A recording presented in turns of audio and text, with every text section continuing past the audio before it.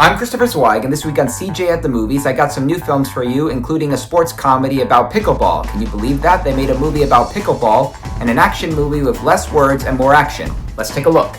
Our first movie is The Dink, the new Apple TV comedy, and certainly a much better sports comedy than the Will Ferrell series on Netflix, The Hawk. Jake Johnson, who seems to be channeling his inner Bill Murray and Vince Vaughn, plays Dusty, a former tennis pro reduced to being a tennis teacher for kids at his father Ed Harris's club.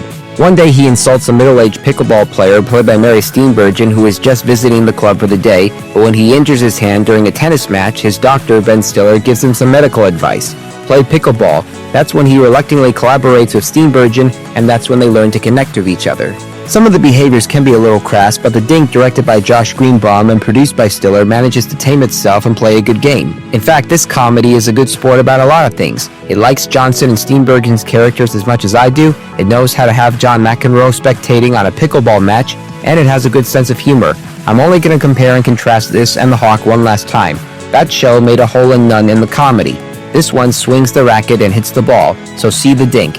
Our next movie is Motor City, a pulp action movie that only has a few words and turns a formula movie into a visual piece with classic hits by Fleetwood Mac and Bill Withers and a lot of non-stop action. The time is 1970s Detroit, and Alan Ritchson plays a man who wrongfully ends up in prison by a drug lord played by Ben Foster and loses his fiancée Shailene Woodley to that monster. But with the help of his friends played by Ryan O'Boyce, aka Marcus from The Bear, and Amira Chadha Patel from The Creator, he escapes from prison and vows revenge on the villain.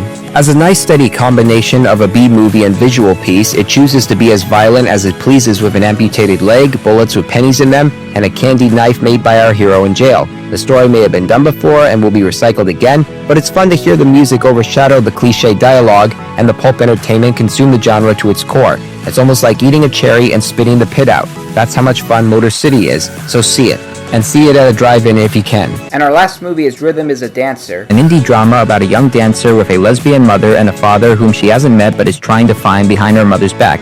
Lauren Castor writes and directs herself as the young dancer, and she finally finds her father, played by Tate Donovan, who's a lot more well-meaning than Kira Sidwig's character in Carolina Caroline.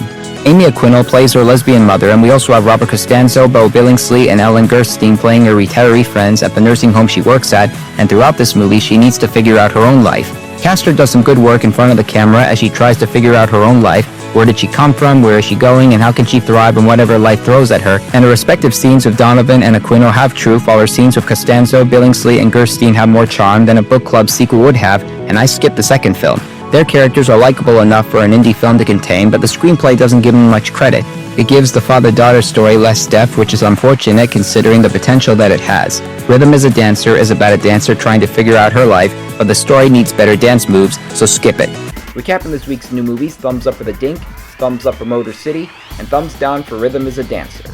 Well, those are the new movies I'm reviewing this week. I'm Christopher Zweig. Stay safe, and I'll see you at the movies.